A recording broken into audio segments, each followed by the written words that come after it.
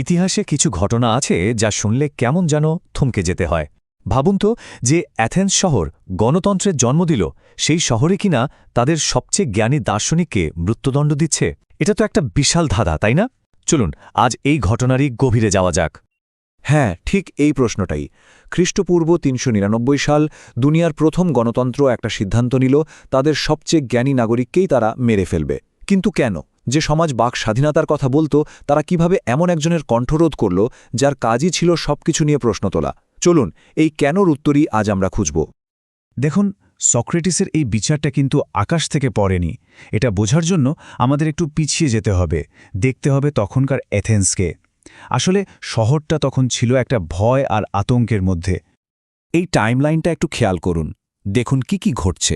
৪০৪ খ্রিস্টপূর্বাব্দে পেলোপনেশিয়ান যুদ্ধে অ্যাথেন্স স্পার্টার কাছে হেরে গেল, আর তারপরই গণতন্ত্র শেষ। ক্ষমতা এলো স্পার্টার মদতপুষ্ট একটা ভয়ঙ্কর দল, যাদের বলা হতো ৩০ অত্যাচারী।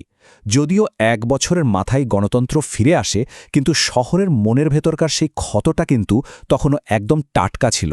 আর এর ঠিক ৪ বছর পরেই ৩৯৯ খ্রিস্টপূর্বাব্দে সক্রেটিসকে আদালতে তোলা হল।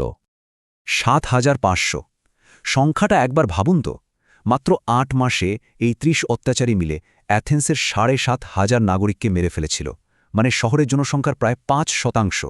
পুরো শহরটা একটা মারাত্মক আতঙ্কের মধ্যে বাস করছিল। আর এই ভয়, এই অবিশ্বাস, এটাই কিন্তু সক্রেটিসের বিচারের জন্য মঞ্চটা তৈরি করে দিয়েছিল। আর সবচেয়ে বড় সমস্যাটা ছিল অন্য জায়গায়। এই যে অত্যাচারীদের নেতা ক্রিটিয়াস, যে এই সব হত্যাকাণ্ডের পেছনে ছিল, সে ছিল সক্রেটিসেরই একজন প্রাক্তন ছাত্র। ভাবুন একবার, সাধারণ এথেন্সবাসীর চোখে সক্রেটিস তখন আর শুধু একজন জ্ঞানী দার্শনিক নন, তিনি হয়ে উঠেছিলেন সেই লোক যিনি কিনা এই অত্যাচারীদের গুরু। তো এই রকম একটা পরিস্থিতিতে বিচারটা শুরু হলো। আচ্ছা, চলুন এবার সরাসরি বিচার প্রক্রিয়াটার দিকে নজর দেয়া যাক। কি অভিযোগ আনা হয়েছিল সক্রেটিসের বিরুদ্ধে, আর কিভাবে চলল সেই বিচার? অফিসিয়ালি, মানে কাগজে কলমে, অভিযোগ ছিল দুটো। এক, ঈশ্বরদ্রোহিতা, মানে তিনি নাকি রাষ্ট্রের দেবতাদের মানতেন না। আর দুই, তিনি নাকি শহরের যুবকদের ভুল পথে চালিত করছিলেন। কিন্তু আসল কথা হলো, একটা সাধারণ ক্ষমা ঘোষণা করা হয়েছিল, যার কারণে সক্রেটিসের রাজনৈতিক মতাদর্শ নিয়ে সরাসরি মামলা করা যাচ্ছিল না। তাই অনেকেই বলেন এই অভিযোগগুলো আসলে ছিল একটা আইনি প্যাচ, আসল উদ্দেশ্য ছিল সক্রেটিসের দর্শনকেই আক্রমণ করা। এই যে ঈশ্বরদ্রোহিতার অভিযোগ, এর একটা বড় কারণ ছিল সক্রেটিসের ডায়মন্ড। সক্রেটিস প্রায় বলতেন যে তার ভেতরে একটা দৈব কণ্ঠস্বর আছে, একটা ডায়মন্ড, যা তাকে খারাপ কাজ করা থেকে আটকায়। এখন তার শত্রুরা এটাকে দেখল অন্যভাবে। তাদের মতে এটা তো রাষ্ট্রের দেবতাদের অপমান করে নিজের একটা আলাদা দেবতা বানিয়ে ফেলার মতো ব্যাপার। প্রথম ভোটের ফলাফলটা কিন্তু খুব ইন্টারেস্টিং। দেখুন, দোষী সাব্যস্ত করা হলো ২৮০ ভোটে, আর নির্দোষ বলা হলো ২২১ ভোটে। মানে পার্থক্যটা খুব সামান্য। মাত্র ৩০ জন জুরি যদি মত বদলাতেন, তাহলেই সক্রেটিস ছাড়া পেয়ে যেতেন। এটা থেকেই বোঝা যায় অ্যাথেন্সের মানুষজন তাকে নিয়ে কতটা দ্বিধাবিভক্ত ছিল। তো দোষী তো সাব্যস্ত হলেন। এরপর তখনকার আইন অনুযায়ী সক্রেটিসকে বলা হলো নিজের জন্য একটা শাস্তির প্রস্তাব দিতে। তিনি কিন্তু বলতে পারতেন যে আমাকে নির্বাসনে পাঠিয়ে দিন বা জরিমানা করুন, কিন্তু না, তিনি মজা করে বললেন, আমি তো শহরের ঘুম ভাঙানোর কাজ করি, তাই শাস্তি নয়, আমাকে বরং অলিম্পিক চ্যাম্পিয়নদের মতো সারা জীবন ফ্রিতে খাওয়ানোর পুরস্কার দেয়া হোক। এই কথাটা শুনে জুরিরা একেবারে ক্ষেপে গেলেন। আর এর ফল হল মারাত্মক। দ্বিতীয়বার যখন শাস্তি নিয়ে ভোট হলো, তখন দেখুন কি ঘটল। মৃত্যুদণ্ডের পক্ষে ভোটের সংখ্যা হু হু করে বেড়ে গেল। প্রায় ৩৬০ জন তার মৃত্যুদণ্ড চাইলেন। মানে যে ৮০ জন জুরি প্রথমে তাকে নির্দোষ ভেবেছিলেন, তারাও সক্রেটিসের এই ঔদ্ধত্য দেখে মত বদলে মৃত্যুদণ্ডের পক্ষে ভোট দিলেন। আসলে তার এই আপোষ না করার মানসিকতাই তার ভাগ্যটা লিখে দিয়েছিল। আদালতে সক্রেটিস নিজের পক্ষে কি বলেছিলেন তা নিয়ে আমরা দুটো আলাদা ভার্সন পাই তার দুই ছাত্রের কাছ থেকে। প্লেটো বলছেন সক্রেটিস ছিলেন একটা ডাস মাছির মতো, ঈশ্বর তাকে পাঠিয়েছেন অ্যাথেন্সকে জাগানোর জন্য। অন্যদিকে জেনোফন বলছেন সক্রেটিস ছিলেন একজন বাস্তববাদী মানুষ, যিনি বৃদ্ধ বয়সের কষ্ট এড়ানোর জন্য বীরের মতো মৃত্যুকে বেছে নিয়েছিলেন। কিন্তু বিচারের চেয়েও হয়তো বেশি গুরুত্বপূর্ণ হলো বিচারের পরে যা ঘটল সেটা।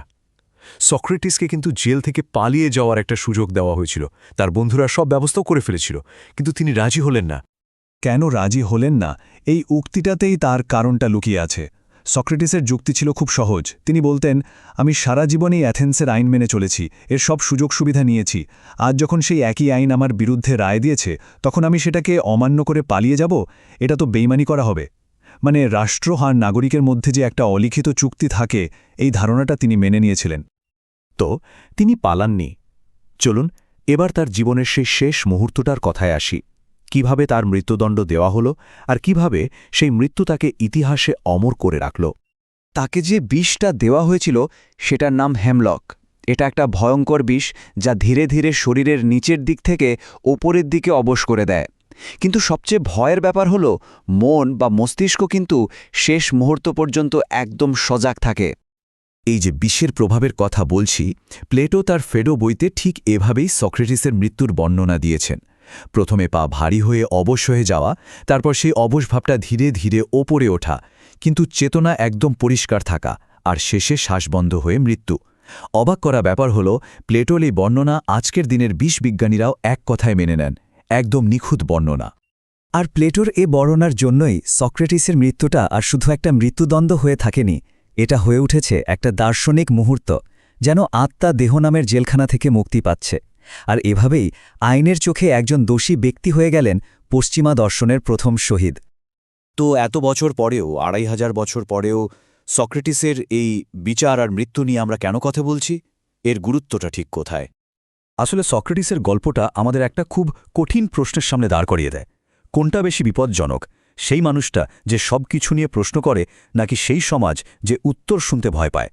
এটা শুধু একজন মানুষের গল্প না, এটা প্রত্যেকটা সমাজের জন্য একটা সতর্ক বার্তা।